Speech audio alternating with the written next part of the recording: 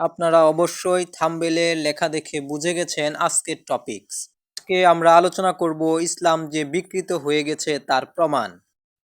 পৃথিবীতে আগত প্রত্যেক ধর্মই একটি নির্দিষ্ট সময় পরে বিকৃত হয়ে যায় এবং প্রভু পুনরায় তার পূর্ববর্তী বিধান বহাল রাখার জন্য নতুন ধর্ম, নতুন কিতাব, নতুন নবী এবং নতুন রাসূলগণকে আগমন করান।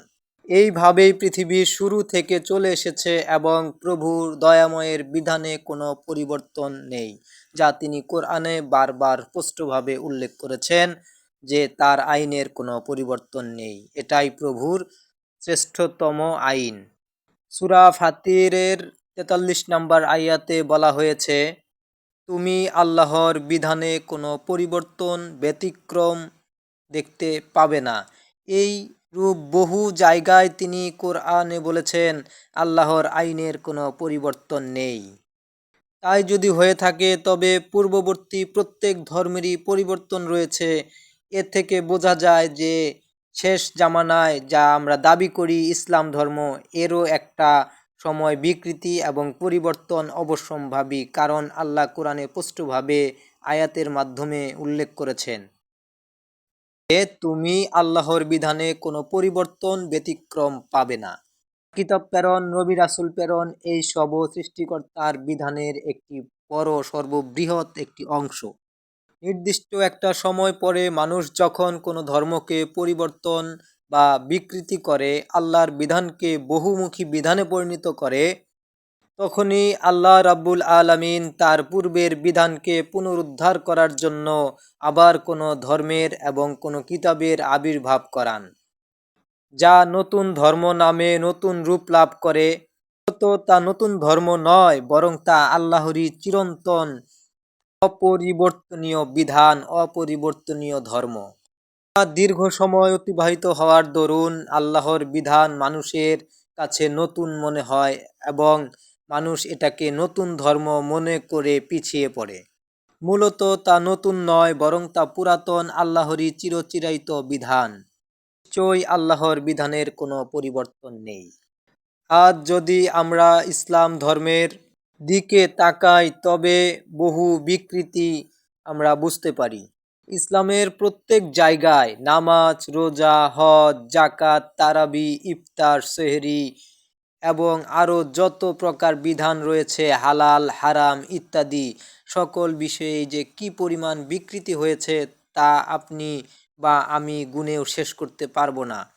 কারণ অসংখ্য মতবাদ আজ ইসলামকে খণ্ড বিখণ্ড করে দিয়েছে এবং এমন অবস্থায় দাঁড় করিয়েছে যে এক দল অন্য দলকে কাফের ফতোয়া দিয়ে কাফেরে পরিণত করেছে। আজ আমরা নামাজের বিকৃতি নিয়ে আলোচনা করব। আর যদি অন্য বিকৃতিগুলো খুঁজে পেতে কষ্ট হয় তবে কমেন্ট করবেন। অবশ্যই এলই-এর ইচ্ছাতে সকল বিকৃতি পরিপূর্ণভাবে দেখিয়ে দেওয়া হবে, যেন মানুষ সত্য উপলব্ধি করতে পারে এবং সত্য দিন গ্রহণ করে তৃপ্ত হতে পারে। নিশ্চয়ই একদিন এই দুনিয়া ত্যাগ করে চলে যেতে হবে প্রভুর একান্ত সান্নিধ্যে, চিরচিরায়িত হিসাবের কাঠগড়ায়। আমরা যদি ইসলামের সালাতের দিকে তাকাই তবে নামাজ বা সালাতের যে কি রকম ভয়ানক বিকৃতি হয়েছে তা অনায়াসেই দেখতে পাই। এক এক দলের সালাত এক এক রকম হয়ে গেছে। আমরা যদি দেখি যে সালাতের ভেতরে আকামতের বিধান, তবে শিয়াদের আকামত তারা আলীকে স্মরণ করে। আমি আবারও বলছি, শিয়াদের আকামতে তারা আলীকে স্মরণ করে, আবার বাংলার সুন্নিদের আকামতে মুহাম্মদকে স্মরণ করে। এখন আপনি বলুন কোনটা সহি? আবার কোরআনের অনুসারী বলে যে দল বা মতবাদ বের হয়েছে তারা আলী এবং মুহাম্মদ কাউকেই স্মরণ করে না, বরং তারা কোরআনের আয়াতই তেলাওয়াত করে আকামতে। তো বহু মতবাদ রয়েছে যা বিকৃত সুস্পষ্টভাবে জ্ঞানীদের কাছে দৃশ্যমান হয়েছে। এরপর দেখি হাত বাঁধার নিয়ম। এক্ষেত্রে তো আপনি গুলিয়ে যাবেন যে কোনটা সত্য এবং কোনটা মিথ্যা। একদল তো হাত বাঁধে বুকের উপর, আর শিয়া আর বাংলাদেশের রফাদাইনি বা আহলুল হাদিস এরা বুকের উপর হাত বাঁধে। আরেক দল তো সুন্নি যারা হাত বাঁধে পেটের উপর। এরপর আবার সুন্নিদের একদল হানাফি মাযহাব, যা বড় একটি দল, তারা হাত বাঁধে নাভির উপর। আরেক দল তো খারেজি মুসলিম, যারা হাত বাঁধে না, বরং ছেড়ে দেয়, কারণ তারা খারেজি শিয়াদের অনুসরণ করে না এবং সুন্নিদেরও অনুসরণ করে না। তারা এই দুই দলকেই ভ্রান্ত আকিদার দল হিসেবে আখ্যায়িত করে নিজেরা তাদের থেকে সালাতের পদ্ধতিকে আলাদা করে নিয়েছে। আপনি ইন্টারনেটে একটু ঘাটাঘাটি করলেই খারেজি সম্প্রদায় সম্পর্কে অবশ্যই জানতে পারবেন। এই ভিডিওতে দিতে গেলে তা অনেক বড় হয়ে যাবে, আর আমি তেমন ভালো ইউটিউবও করতে পারি না। পারলে এই সকল সালাতের পদ্ধতিগুলা অবশ্যই ভিডিও সহ ব্যক্ত করতাম এবং আপনাদেরকে তা প্রদান করতাম সত্য উন্মোচনের জন্য। এতে ভিডিওর পরিধিও অনেক বড় হয়ে যেত এবং আপনারা হয়তো ধৈর্যহারা হয়ে যেতেন। কিন্তু প্রভু আমাকে এক অলৌকিক কিতাবের মাধ্যমে এই সকল অমীমাংসিত সকল বিষয়ে সম্পর্কে অবগত করেছেন। যাই হোক, এরপর একদল আছে যারা নাভির নিচে হাত বাঁধে। এখন আপনি বলুন, কোনটা রাইট এবং কোনটা প্রকৃত সত্য, যদি ইসলামে বিকৃত না হয়ে থাকে? এইভাবে ইসলামের প্রত্যেকটা বিষয় চরমভাবে বিকৃত হয়ে গেছে বিগত 1450 বৎসরে।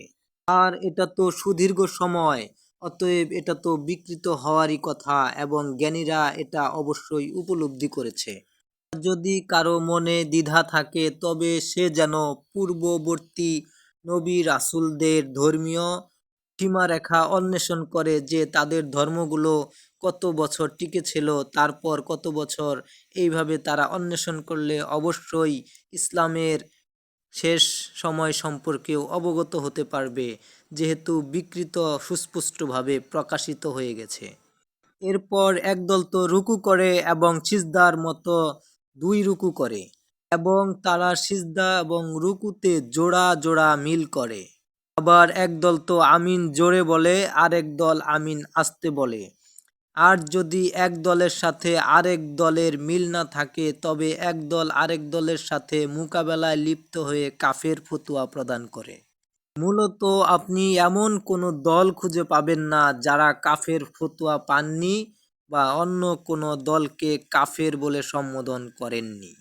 যদি গভীরভাবে দৃষ্টি দিয়ে দেখেন তবে দেখতে পাবেন বাংলার প্রত্যেকটি মুসলিম দলই কাফেরে পরিণত হয়ে গেছে, কারণ কোনো না কোনোভাবে তারা কাউকে কাফের বলেছে অথবা কোনো দল তাদেরকে কাফের সম্বোধন করেছে। আর এই বিষয়ে নবী করিম সাল্লাল্লাহু আলাইহি সাল্লাম বলেছেন, যদি কোনো ব্যক্তি অন্য কোনো ব্যক্তিকে কাফের বলে সম্বোধন করে এবং বলা ব্যক্তি কাফের না হয়ে থাকে, তবে যে কাফের বলে সম্বোধন করেছে ওই ব্যক্তি কাফের। আজ বাংলাদেশের যে অবস্থা ধর্মীয় মতবাদের, ধর্মীয় দলগুলোর, তবে এটা কি বিকৃতির চূড়ান্ত রূপ নয়?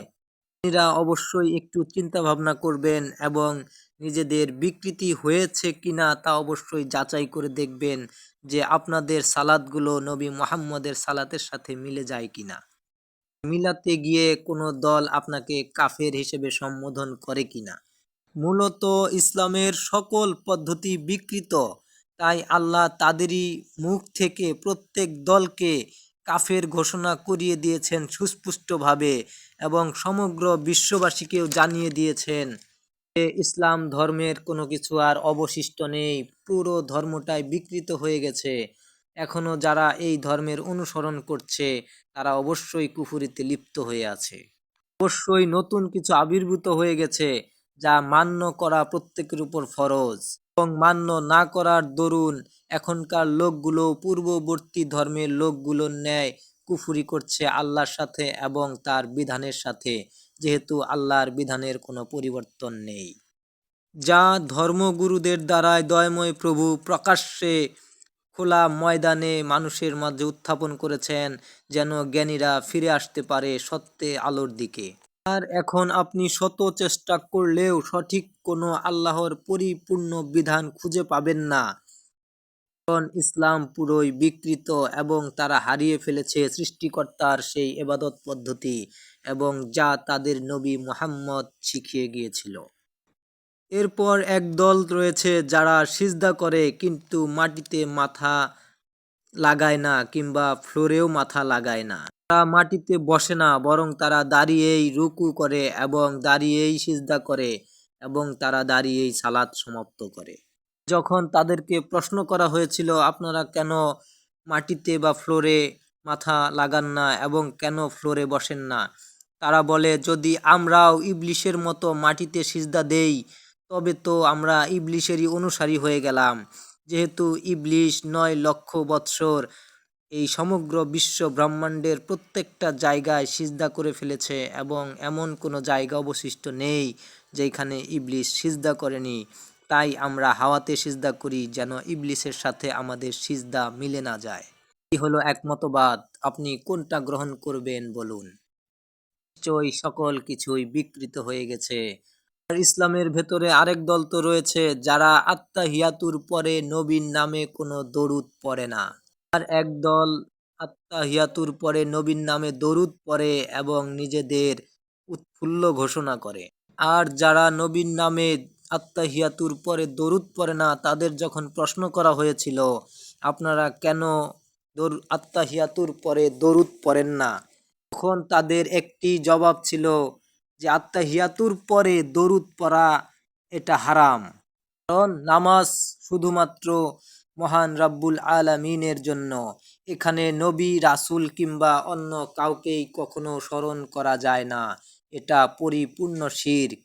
তাই তারা নামাজে নবীর নামে দরুদ পড়ে না এবং শিরক থেকে নিজেদের বাঁচিয়ে রাখে। এবং তারা এই বিষয়ে কোরআনের এই আয়াতকে বেশি রেফারেন্স হিসেবে পেশ করে, তা হচ্ছে সূরা জিনের 18 নম্বর আয়াত। এখানে আল্লাহ তাআলা বলেছেন, নিশ্চয়ই মসজিদ সমূহ আল্লাহর জন্য, সুতরাং তোমরা আল্লাহর সাথে অন্য কাউকে ডেকো না। আমি আবারও বলছি, এখানে আল্লাহ রাব্বুল আলামিন বলেছেন, নিশ্চয়ই মসজিদ সমূহ আল্লাহর জন্য, সুতরাং তোমরা আল্লাহর সাথে অন্য কাউকে ডেকো না। একদম ক্লিয়ার কাট বয়ান আল্লাহ তাআলা বলেছেন। এই বয়ানের উপর ভিত্তি করে তারা বলে, যারা আত্তাহিয়াতুর পরে সালাতের ভিতরে নবীর নামে দরুদ পড়ে এবং ইব্রাহিম এবং মুহাম্মদ এবং তাদের বংশধরকে স্মরণ করে বা ডাকে, তারা প্রত্যেককেই আল্লাহর সাথে শিরকিতে লিপ্ত হয়ে পড়েছে এবং এই সকল দলগুলোই কাফের। এখন আপনি একটু চিন্তা করুন এবং বলুন, আপনি কিভাবে সালাত আদায় করবেন? আপনি কি সালাত আদায় করবেন এবং কাফের হয়ে যাবেন, নাকি আপনি সালাত আদায় করবেন এবং প্রভুর সান্নিধ্য লাভ করবেন? কিভাবে কি করবেন একটু চিন্তা করে বলুন। আপনি যদি আজ থেকে কিয়ামত পর্যন্ত চিন্তা করতে থাকেন, তবুও আপনি বের করতে পারবেন না 1450 বৎসর আগে কিভাবে আল্লাহর নবী নামাজ পড়তেন এবং কিভাবে তিনি আল্লাহ রাব্বুল আলামিনকে ডাকতেন এবং তাকে সন্তুষ্ট করতেন। তার মানে ধর্ম কি পরিমাণ বিকৃত হলে মূল চাবি এবাদত পদ্ধতি বা সালাত বা নামাজ বিকৃত হয়ে যেতে পারে, যার বিন্দু মাত্র সঠিক নির্দেশনা আর খুঁজে পাওয়া যায় না। তবে অন্য অন্য বিধানগুলোর আজ কি অবস্থা, অবশ্যই তা যাচাই বাছাই করবেন এবং নিজেকে এইসব অপকর্ম থেকে দূরে রাখবেন এবং বিকৃতি থেকে কিভাবে উদ্ধার করবেন। অবশ্যই আমরা একদিন এই পৃথিবী থেকে চলে যাব এবং সৃষ্টিকর্তার দরবারে আমাদের পরিপূর্ণ হিসাব দিতে হবে। আমার ব্যক্তিগতভাবে বহু ইচ্ছা ছিল ফেস দেখিয়ে ভিডিও করার এবং নাস্তিক্যবাদের লোকদেরকে প্রভুর দিকে আহ্বান করার এবং তাদের সাথে তাদের যুক্তিগুলোর সঠিক মোকাবেলা করার। আমাকে দয়াময় প্রভু যে গায়েবী কিতাব উপহার দিয়েছেন তার জ্ঞানের দ্বারা, যা প্রকৃত ধর্মের চাবিকাঠি এবং প্রত্যেক অবৌদ্ধ বিষয়ের সুস্পষ্ট বর্ণনা, এবং এতেই রয়েছে শত ভারী এবং গভীর প্রশ্নেরও নির্ভুল সমাধান এবং পরিপূর্ণ বর্ণনা। তো এতে আল্লাহ রাব্বুল আলামিন আগেই সাবধান করে দিয়েছেন যে যখনই কেউ নতুন কিছু নিয়ে পৃথিবীতে আগমন করেছে, তখনই একদল তার বিরুদ্ধবাদী হয়েছে এবং তাকে হত্যা করেছে কিংবা তাকে অত্যাচার করে দেশ থেকে বহিষ্কার করেছে। তদ্রূপ এই মৌলবী সমাজও ওই ইয়াহুদি আলেমদের মতো তারাই প্রথম বিরোধিতা করবে এবং আমাদের দিকে স্বীয় হস্তকে প্রসারিত করবে আমাদের থামিয়ে দেওয়ার জন্য। কারণ তাদের ধর্ম ব্যবসা নষ্ট হয়ে যাবে এবং তাদের কৃতকর্মগুলো ফাঁস হয়ে যাবে এবং তারা যা অর্থের বিনিময়ে গোপন করত তাও প্রত্যেকের কাছে প্রকাশিত হয়ে পড়বে। আর কারো কোনো প্রশ্ন থাকলে প্রশ্ন করবেন। সকলেই ভালো থাকবেন, সুস্থ থাকবেন। আল্লাহ হাফেজ। নিশ্চয়ই সত্যের আলো অনেকেরই দ্বার প্রান্তে।